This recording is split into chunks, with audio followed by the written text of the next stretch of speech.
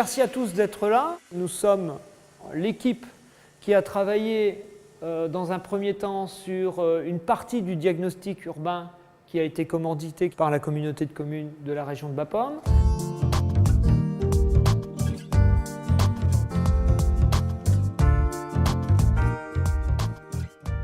Premier point, on a fait travailler les étudiants de Saint-Éloi, donc de l'Institut agricole Saint-Éloi, dont, j'allais dire, l'objectif était de travailler sur un diagnostic urbain. C'est-à-dire qu'en fait, ils sont promenés dans toute la ville, ils ont qualifié un petit peu toutes les infrastructures, les équipements qui existaient.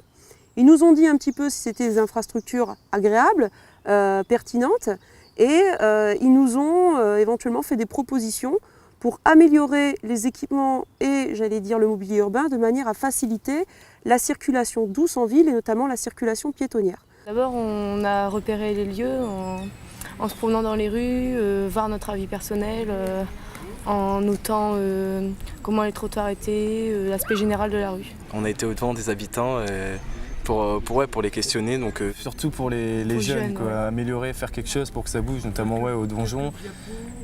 Puis oui, pour les personnes handicapées, il y a des choses aussi à faire. Il y a des trottoirs qui sont pas assez élargis. Donc ça, c'était le premier axe de travail. Le deuxième, c'est que nous avons travaillé avec les enfants, donc les enfants du conseil municipal de la ville de Bapaume.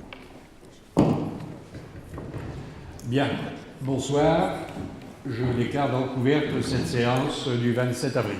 Et là, nous avons laissé place à l'imaginaire.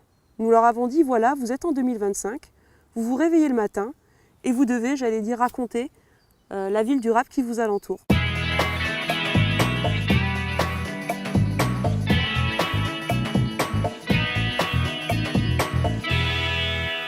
Je pense que l'un des objectifs du conseil municipal enfance, c'est d'apporter des idées au conseil municipal adulte. Et de telle sorte que les adultes prennent les idées qui viennent des enfants. Et ceci est tout à fait possible puisque dans l'ensemble, les projets ne sont pas trop onéreux. Cette bande dessinée, quand elle sera publiée, elle sera offerte par les enfants justement aux conseillers municipaux adultes. En synthèse, ce qui est intéressant dans le projet, c'est que les étudiants, donc les plus grands, ont travaillé à la ville d'aujourd'hui pour nous dire comment elle serait demain de manière durable. Et les enfants, inversement, ont imaginé la ville durable de demain pour nous dire ce qu'il faut faire aujourd'hui de manière à atteindre cet objectif.